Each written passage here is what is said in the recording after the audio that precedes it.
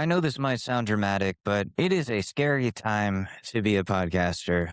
I'm not going to lie there. We live in a country now, us Americans, in the United States of America, as the majority of the listenership is from. We live in a country now where if you speak out against the guy who runs said country, if you support things like women's rights, women's right to choose or have agency over their own bodies, if you support LGBTQ human rights, the right for anybody to love whoever the fuck they want, if you support trans rights, specifically for some reason they called that one out, you are being actively marked as a domestic terrorist by the Trump administration. This is not hearsay or whatever. This is not bullshit. This is not something AI generated or made up.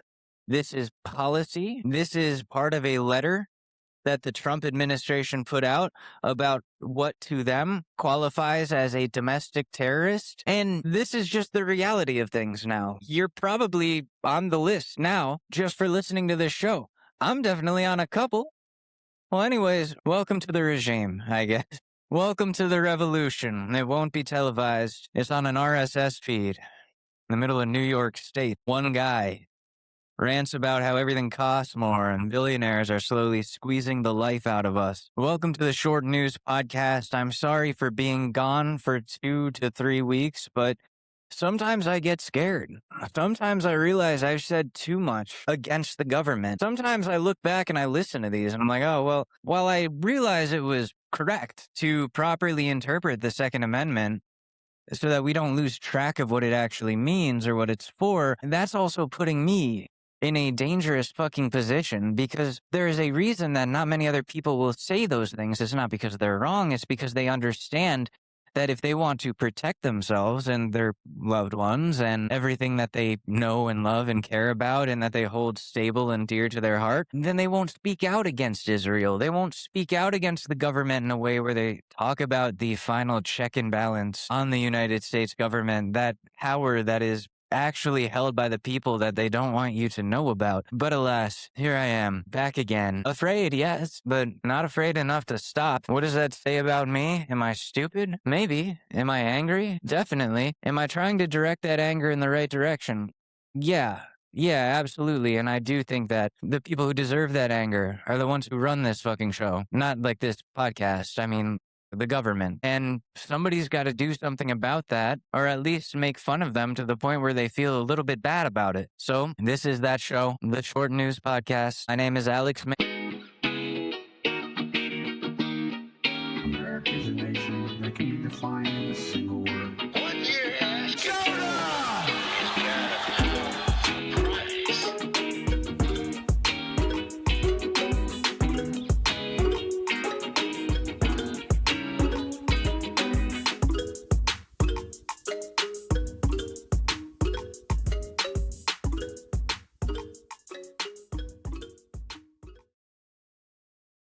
And cue the fucking theme song. Thank you. And welcome back. It was a really long cold open. I don't think it needed to be that long. Once again, my name is Alex Mador. This is the Short News Podcast, a show where one guy comes on here and he gets really mad about the things that are happening to us and being done to us.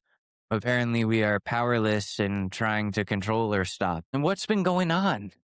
Aside from gas prices going up again a couple of times, aside from Trump continuing to find ways to fund the construction of the White House ballroom / bunker / data center / way for him to overstay his welcome past his second term once that time comes. God, like, what else has he been up to? I really have no idea. Like, I know he's been unhinged. I know that he met with the Chinese prime minister. What is he called over there?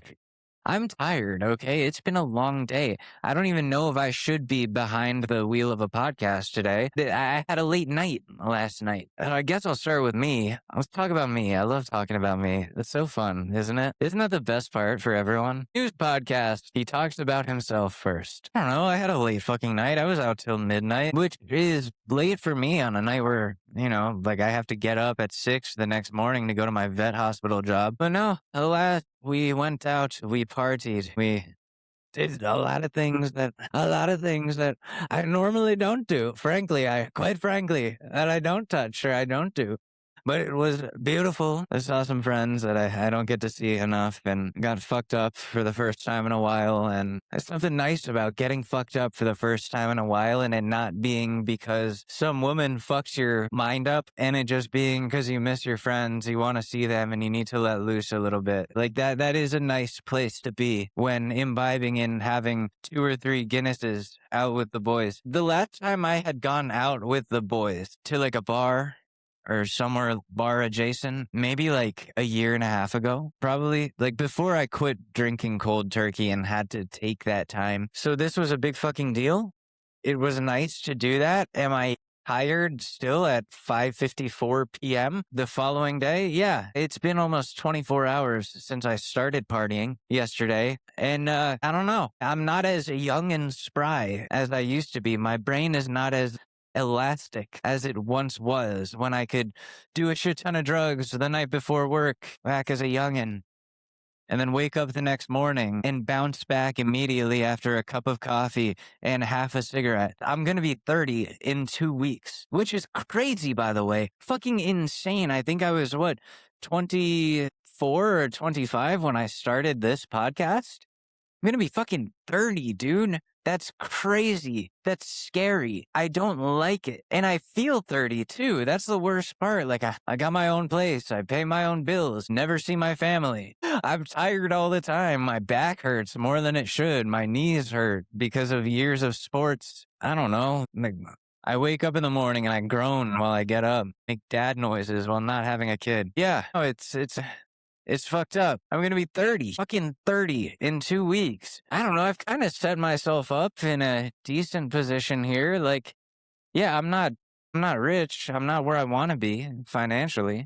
I don't think a lot of people are, thanks to the economy and the war and the way things are going. It's not very easy to advance in society at the moment. But yeah, no, aside from that, I've set myself up for a good 30th year of life, I guess, where most likely it's going to start off with, as opposed to the year that I beat the 27 club, this one I actually get to celebrate because it doesn't start off with me getting ghosted and then completely fucking emotionally destroyed, a wallop stomped out, and then stabbed to death by somebody I care about who had been plotting that shit for the longest time. No, we got that part over with maybe a month and a half ago. So like, I do appreciate that the ghosting was not on my birthday or birthday adjacent. I do appreciate that it was over a month prior to that, giving me I'm such an asshole, a cushion of time where I could properly, I don't know, cope with, do what I needed to do by myself in order to not forget, but deal. Because you don't forget. I don't forget. Shit will hurt always, no matter what. It's just what you do with it and how you act on it. And just don't throw that pain back at somebody who's throwing that pain onto you. In the words of Michelle Obama, I have a penis. I mean, sorry, wrong. In the words of Michelle Obama, when they go low, fuck me. When they go low, we go high, right? That's how we're supposed to be. So this is me saying, you're going low. I'm trying to go high here. I'm going to try to enjoy turning 30 and being a full-grown adult with responsibilities and stress and pain that may or may not involve you, or pain that just involves the government, right? It's just the United States government causing us grief. Mostly. We can all relate to that.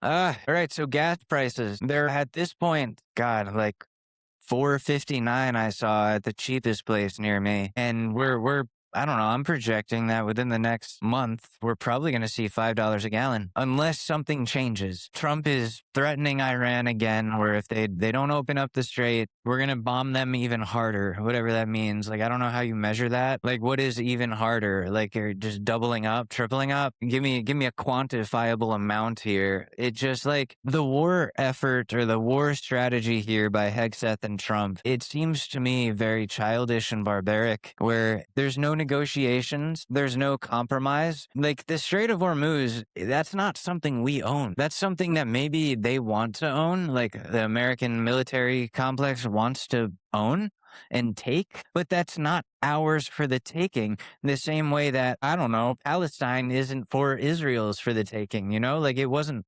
promised to them 3,000 years ago. The Strait of Hormuz is just a tool for us to use in a location that is not ours. And that's okay. Just because we don't own it doesn't mean that we have to freak out because we don't have complete ownership and control over it. It's a very important trade route, yes, but a lot of countries use it for their trade. And they're not all trying to own that shit. They're not all bombing Iran to try to get control of this shit. The reason that the Strait of Hormuz is shut down right now is because we tried to gain control over it. We tried to take it. We started bombing Iran. We would not be having these trade problems if the United States government just said fuck off to Israel's forceful request to get involved in this fucked up war that is no longer by proxy for us, by the way. And, now gas is $1 bajillion a gallon. Coca-Cola is even fucking expensive, but somehow bottles of water are more expensive than Coca-Cola, which, yes, that's always been the case, but it's even more the case now. Goods and services are becoming unaffordable. Your grocery bill is going up way too much because fucking shipment companies that have to get your groceries to the stores are also paying a fucking arm and leg and penis and head for their gasoline. Dude, diesel? You see the diesel prices out there? Diesel has always been higher than, regular fucking gas, of course, no shit. But the diesel prices now? Fuck that. This is not the time to be driving a truck or owning a trucking company or being in the transportation industry because it is just fucked. And you have the Secretary of Transportation now going out for the summer and making these stupid fucking PSA commercials for the American people and saying, yeah, I know that gas prices are high, but we don't people shouldn't be encouraged or shouldn't be discouraged to take long ass road trips. What do you mean? How are we supposed to take these long ass road trips, buddy? Are you and Donald Trump going to pay for our long ass road trips? Are you going to pay the gas bill? Are you going to fill up my fucking tank? Because the last time I checked, the reason that the fucking prices at the pump are so high are because of you retard-ass motherfuckers. Sorry, but that's the only word I've got. If the president can come on television and call people retarded, I'm going to fucking give it right back on a fucking RSS feed because that's what he is. Sorry, maybe choose your words wisely next time, buddy. And listen. Not to justify the use of the word, but guys up there more retarded than Joe Biden right now. I don't know if you've seen his most recent press conferences, but he's all over the place more than ever. He's spacey, he's wandery, he's doing the Joe Biden. He doesn't know where he is half the time, and I'm actually a little bit concerned about that, because at least with Joe, you were like, he's always been spacey.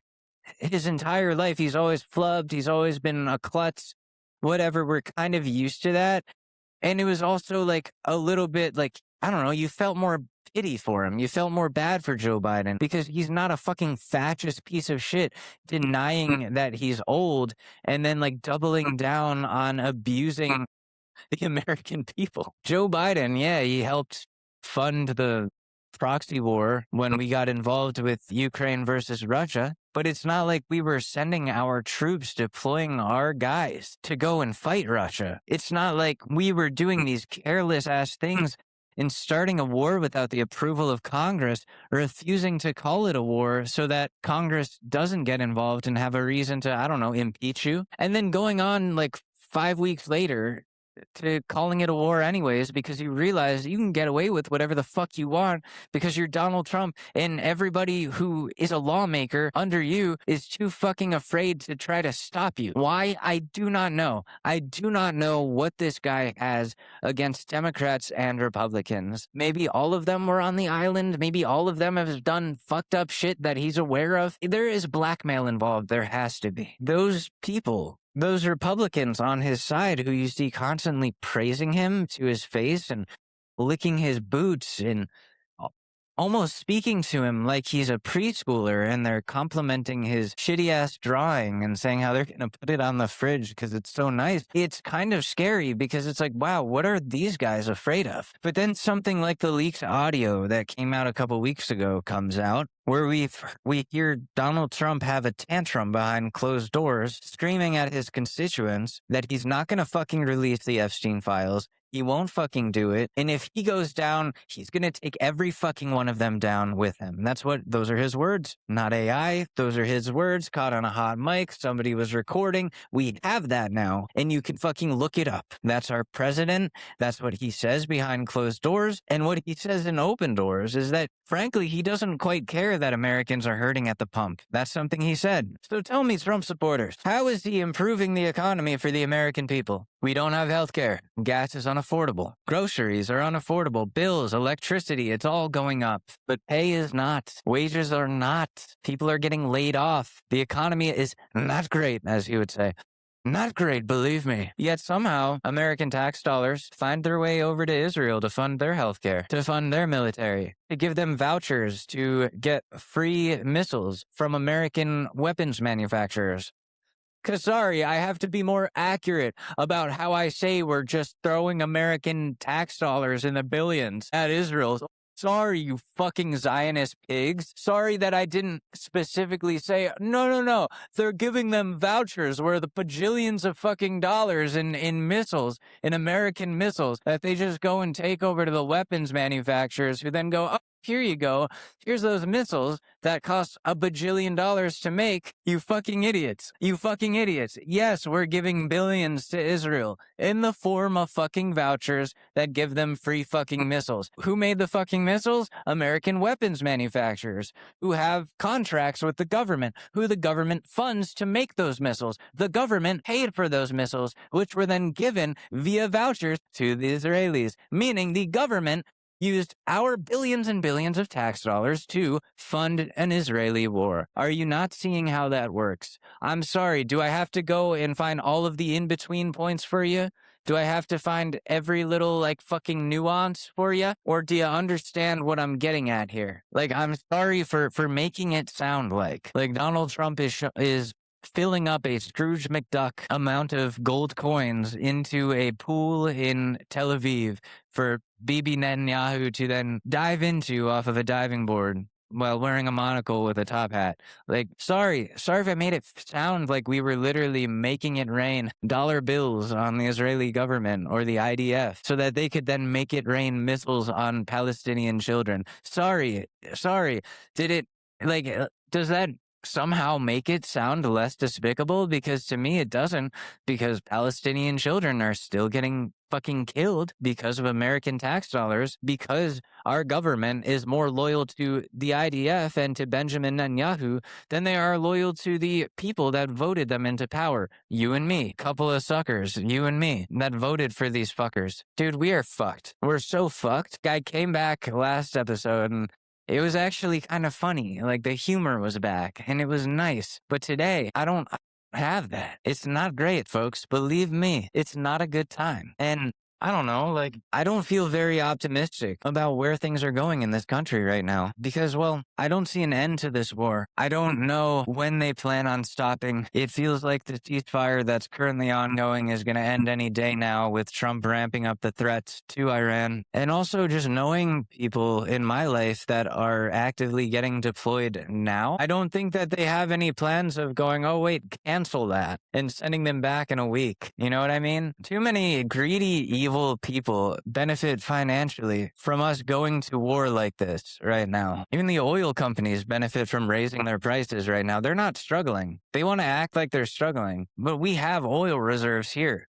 Trump is hoarding multiple, so many drums. We've got drums of oil that the Trump administration is hoarding and refusing to sell to Americans in the form of gasoline. They don't want to refine it because manipulating the gas prices and the economy like this benefits all of the wrong people while hurting all of us. Gas prices don't need to be this high. They really don't. That's the oil company's choice in tandem with Donald Trump and friends, and it's infuriating. It really is. And I'll leave you with this last part. There's a reason that it's very hard to find out who the executives, who the CEOs, the owners of these oil companies are, and they never have social media or like public Twitter accounts or social media profiles because they know that if they were to do that, someone would immediately threaten to kill them and it would be justified. But that's the truth. Same with the people who want to privatize water. Same fucking thing. Because like I said a couple of episodes ago, billionaires should not exist, and the fact that they do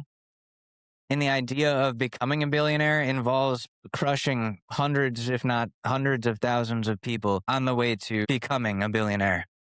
And those people do not deserve to be alive, and they do not deserve to share the same earth or the same fucking air as you or me. Send them to Mars. Elon Musk wants to colonize Mars so bad. All right, send all the fucking billionaires. Send the 1%. So anyways, I don't know. This has been fucking all over the place. When is it not? But I'm going to head out. As I like to say, in the words of SpongeBob, I'm going to head out. This has been the Short News Podcast. I'm going to try to come back next week or before then with something a little more organized. Plot twist, I'm putting together the studio again. Not only am I putting together the studio again, but I'm making it visually presentable so that we can make this a video podcast. You're going to see my stupid ass fucking face for the first time to podcast listeners. So get ready for that. We're going to do a trial run of that because I want to see if it's like, I don't know, more effective for whatever the fuck. Apparently that's better. Like the algorithm picks up video podcasts a lot more on YouTube and places like that. Spotify, same thing. So we're going to do that. You're going to get to see my stupid fucking face. So we'll see you next week at latest. This has been the Short News Podcast. I appreciate you. I love you. I'm tired. I'm hungry and I'm angry. And I don't know. Bye.